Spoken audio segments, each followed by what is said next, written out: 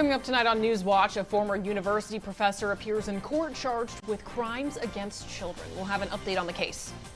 Plus, volunteers break ground on a new home for a family in need. We'll share the personal story behind this work. Ben? A chilly day today across East Central Illinois. A little bit of clouds up in the skies above. It's a big cool down from where we were yesterday evening. Now we will start to warm back up throughout the rest of this week, but there's a lot more to this next 7 days than just a warming trend. This is News Watch. Your Monday evening edition starts now. The Charleston House proudly supports Newswatch. Now welcoming guests on Charleston's historic 6th Street, the Charleston House Bed and Breakfast Inn offers refined accommodations in a beautifully restored bed and breakfast. For booking information, visit craigcollection.com or call the number on screen. TCI Realty, Charleston area's real estate connection. Commercial, land and farm, and residential real estate. Experienced realtors with an up-to-date website at tcirealty.net. TCI Realty supports the students of WEIU Newswatch.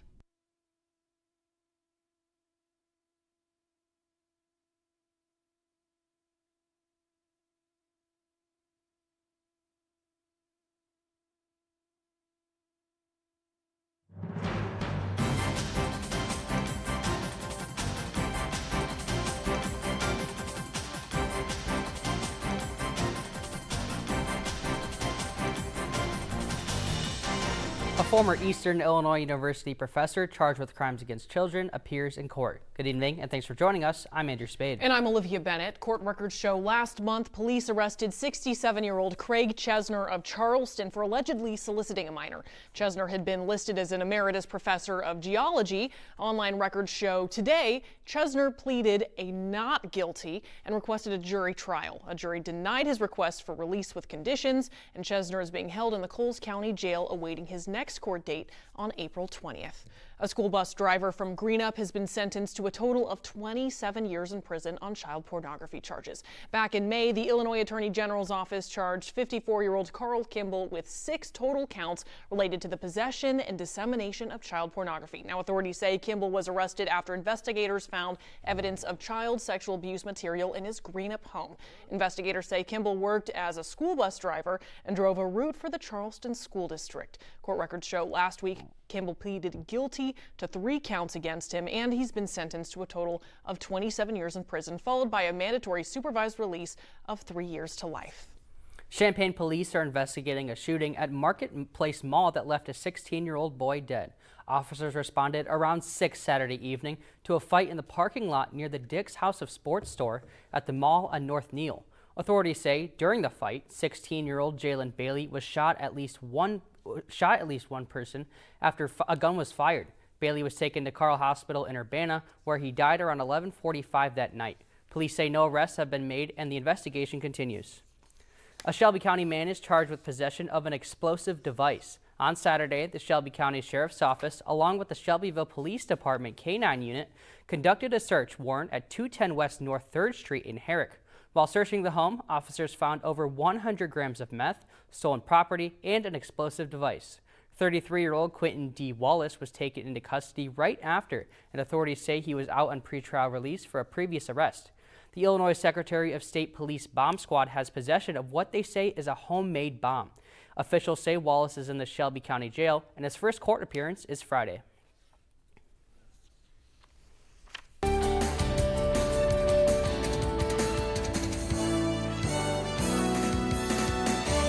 Good evening. It was a great start to spring this past weekend across East Central Illinois. Temperatures up into the 80s for many of us. That all took a U-turn today, though. Cooler temperatures across the area. A little bit of cloud cover looking out on our WeatherBug camera off over Charleston. High temperatures only up into the upper 40s for most of us. A few of us did clip the 50-degree mark, including Taylorville, Effingham, and Indicator. But again, much cooler than what we were yesterday. In fact, we broke our all-time record high temperature for March 22nd in Charleston yesterday.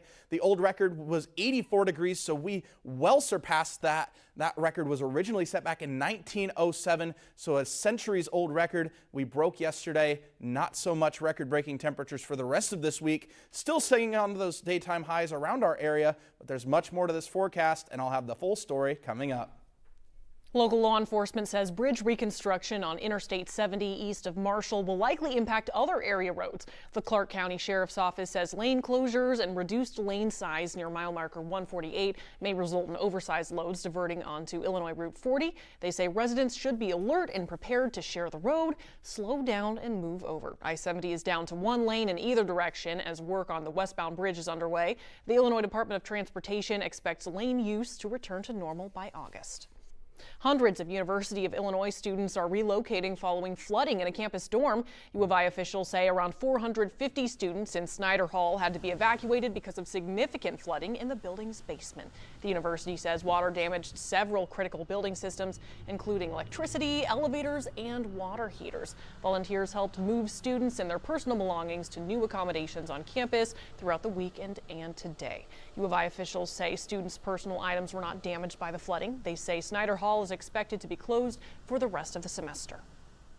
Illinois leaders say the state is seeing record growth in film production. State leaders say spending hit a record high last year, and they say they've seen a 25% increase compared to before the pandemic. State and film industry leaders credit the state's film tax incentives and new workforce training programs for the boost. Locally, the film Chili Finger was shot in the Champaign area last year and includes stars like Judy Greer, Sean Astin, John Goodman, and Bryan Cranston. That movie is expected to release later this year. The Lincoln Fire Protection District is reminding residents to keep an eye on outdoor fires. The fire district says they recently responded to a fire where a controlled burn of leaves got out of control. The details on that fire are not public, but the fire melted the building's sides. Lincoln Fire District officials say burning leaves can spread faster and hotter than people expect, especially with dry and windy weather. Key things to keep in mind might include not burning anything in dry conditions or droughts, to not use gasoline, and to never leave the fire unattended.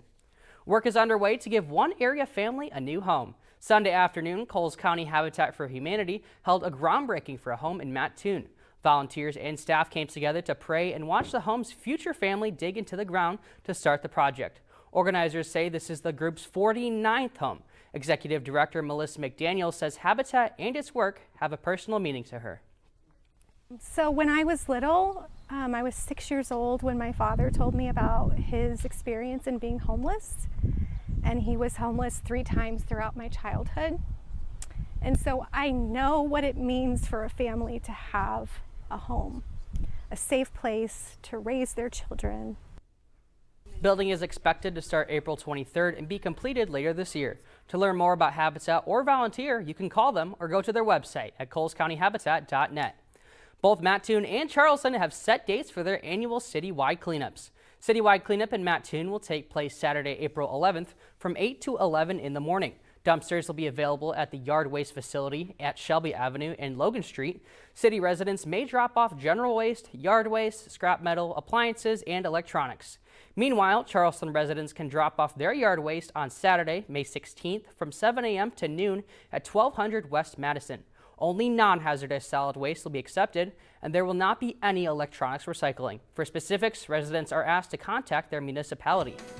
It sure feels like it's time for spring cleanup this weekend. That is true. I'm looking forward to it. And now we're checking in with Ben Whitney to see when those warm temperatures might return. Well, we'll start warming up throughout the rest of this week, Olivia. We'll really reach our peak temperatures right around Thursday or so. But as soon as those warmer temperatures are here, they are right back out the window. A big cold front is pushing through. Could there be more to that? I'll have that answer coming up in your full Skywatch forecast next.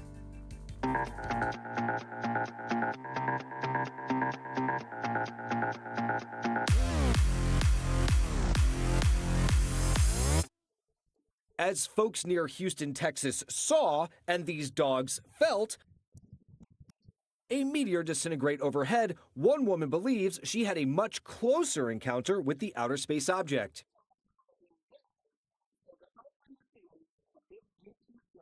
Sherry James says a fragment of the rock smashed through her home on Saturday.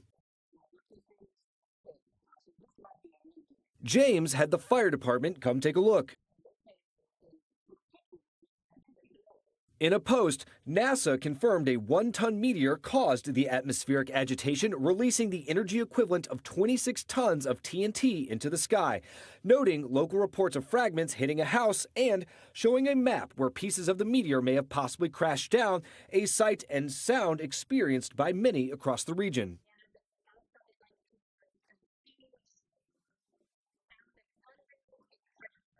According to KTRK, James is going to contact NASA to try and confirm the authenticity of the cosmic crashdown and get her roof repaired.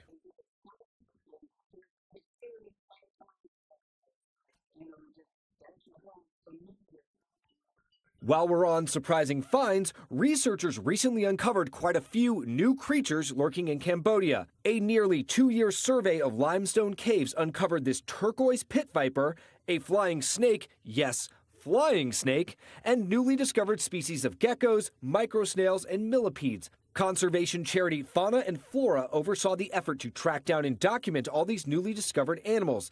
They say they've only scratched the surface in their journey to find more critters and help protect the area. For Take a Look at This, I'm Patrick Cornell.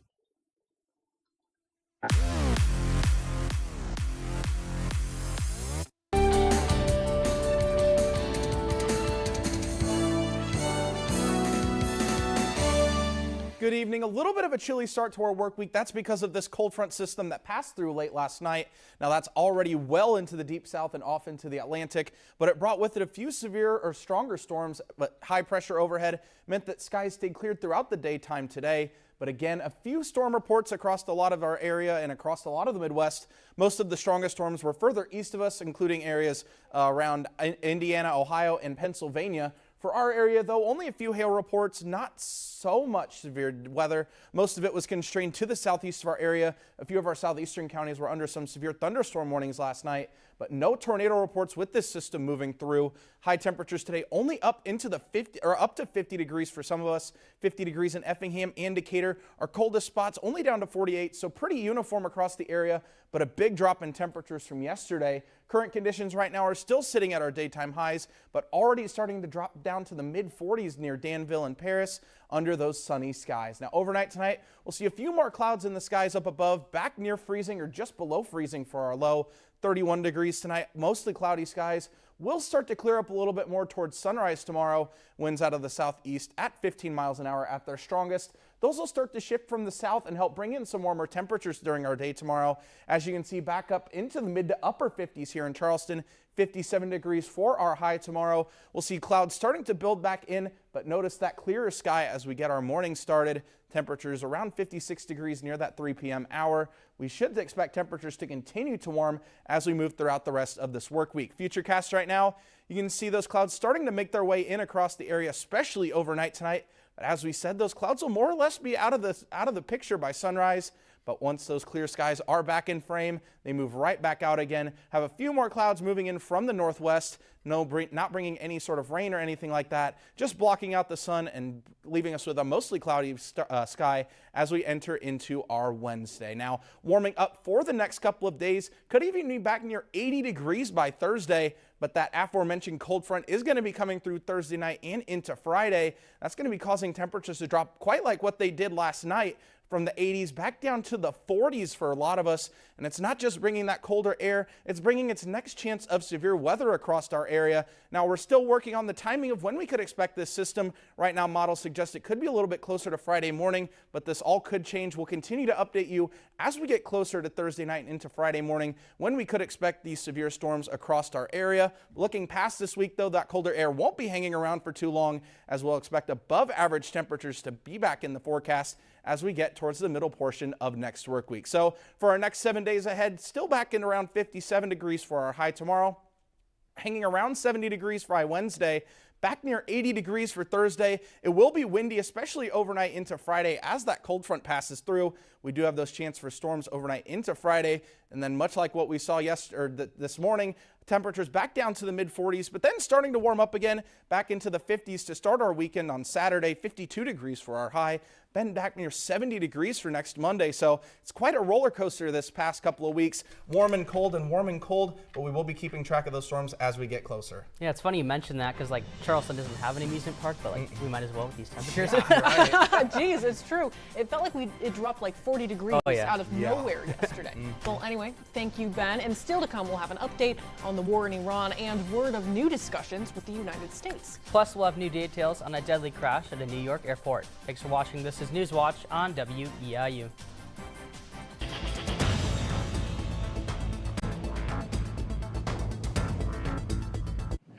It can be both the best and hardest time of your life. Becoming a parent means more responsibility and less sleep. It can take time for your brain to adjust. Mom brain has gotten a bad rap over the years. Dr. Tamar Gore with the Ohio State University Wexner Medical Center says mom brain can happen when there's a major transition becoming a parent, where you're juggling lots of new challenges like time management, mental fog, reduced focus, forgetfulness, and staying socially connected, all while functioning through severe sleep deprivation and hormonal shifts. Gore says during this time, the brain is changing. It's actually just a really intentional growth in certain parts of your brain and a restructuring. And so just like when your house gets renovated, you have to put up with some dust and bother, but it's for long-term good.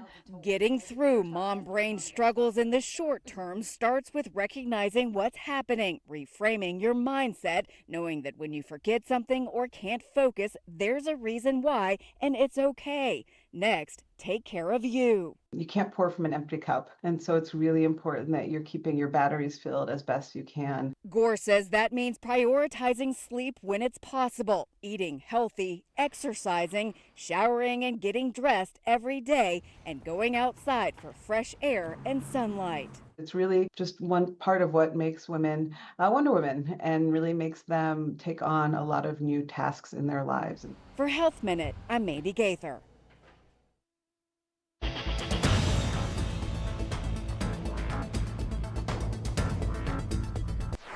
In tonight's National Watch, 2 people are dead and dozens are hurt after a plane and a fire truck collided at LaGuardia Airport in New York last night. Law enforcement sources say the dead are the pilot and co-pilot of an Air Canada regional flight from Montreal.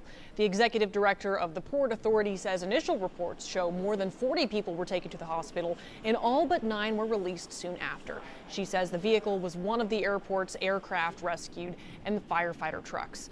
Flight radar 24 indicates the incident happened shortly after the plane landed, and it shows the plane was traveling more than 100 miles per hour when it made contact with the truck. President Donald Trump says he's holding off on strikes against Iranian power plants and energy sites for 5 days. In a social media post, the president says that decision came after what he called very good and productive discussions over the weekend. President Trump says those talks will continue through the week, but Iranian state media says Tehran denies any ongoing talks with the U.S. Thank you, Olivia. Now it's time for sports as one local bass fishing team begins its season on a high note. Also, Illinois men's basketball is continuing its March Madness run with its toughest contest on the horizon. Thanks for watching. Your WEIU Sports Watch report is coming up next.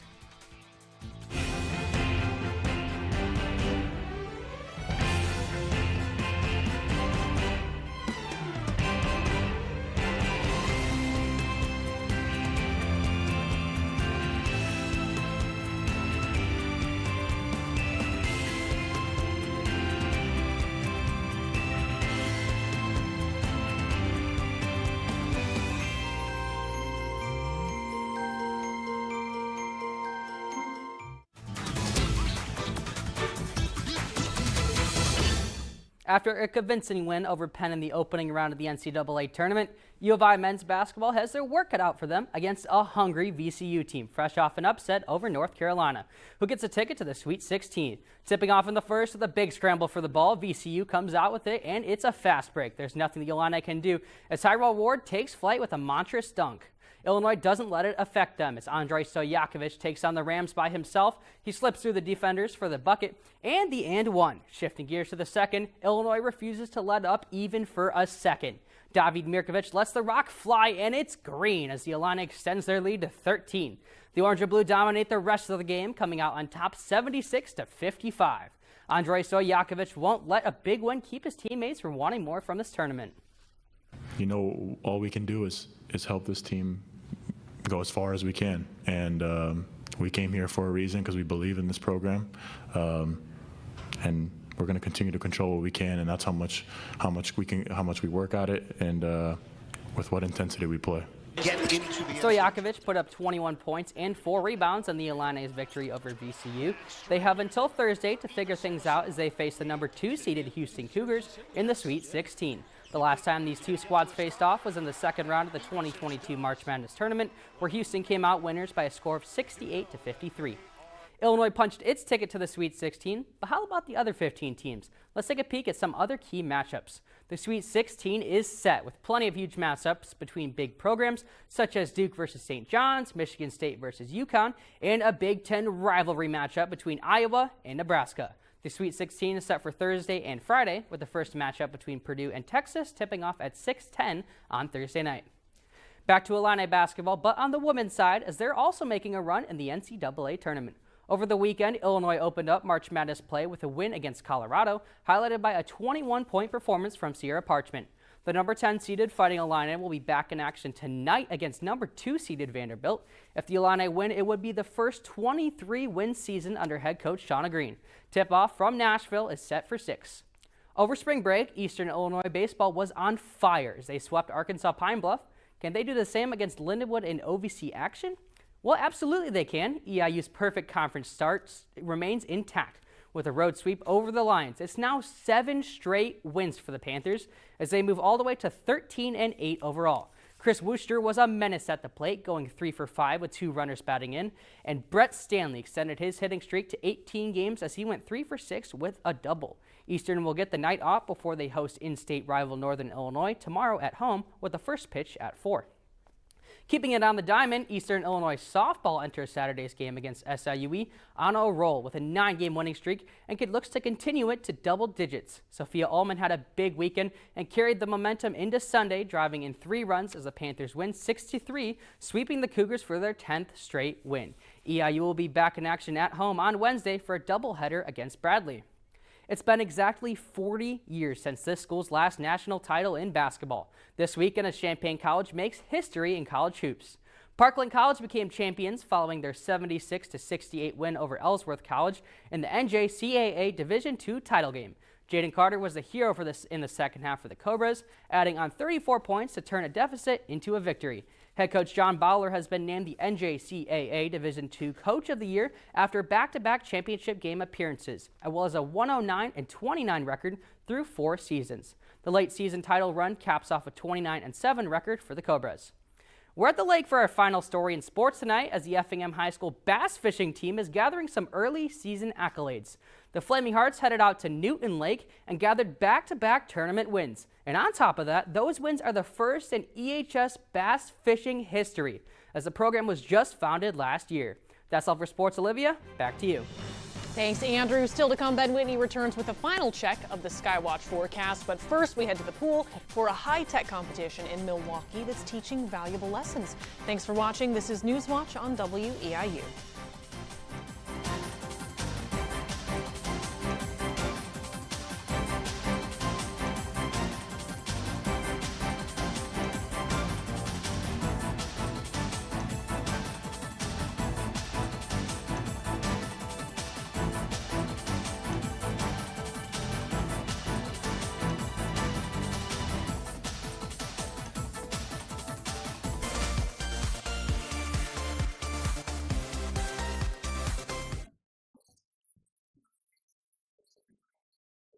The long-awaited new BTS album is already breaking records. Arirang is Spotify's most streamed album in a day so far this year, and the platform's most streamed K-pop album ever. It's the group's first full-length album since 2020.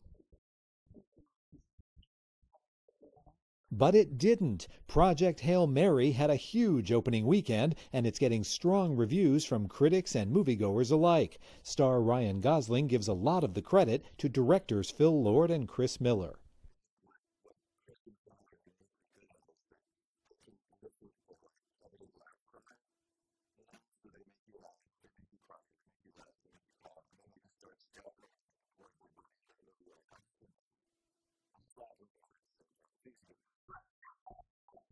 In Hollywood, I'm David Daniel.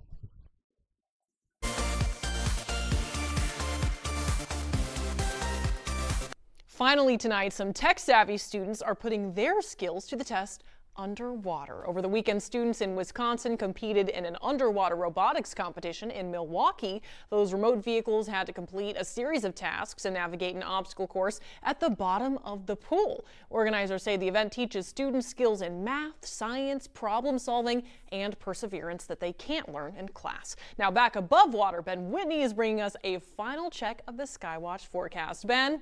Well, it'll be a pretty chilly night tonight, 31 degrees for our overnight low. We'll see a few more clouds building in over the overnight hours, but will start to clear up towards sunrise tomorrow. We'll be back up in the mid to upper 50s for your Tuesday across the area, 57 degrees here in Charleston. We will continue that warm up until Thursday. Could see temperatures back near 80 degrees by Thursday. Windy conditions overnight Thursday and into Friday as we're tracking our next round of showers and potential storms across the area.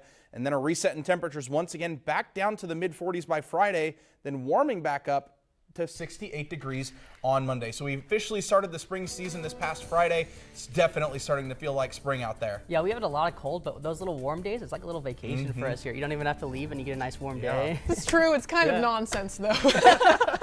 Well, for more news and weather, be sure to log on to our website at WEIU.net. There you can find a real-time forecast and the news video of the day. And if news is happening in your community, let us know by dropping us an email at news@weiu.net. Have a great night.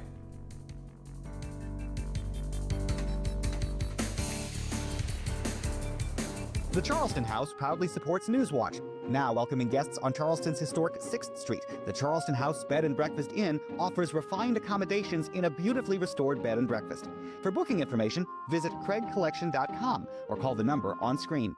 TCI Realty, Charleston area's real estate connection. Commercial, land and farm, and residential real estate. Experienced realtors with an up-to-date website at tcirealty.net. TCI Realty supports the students of WEIU Newswatch.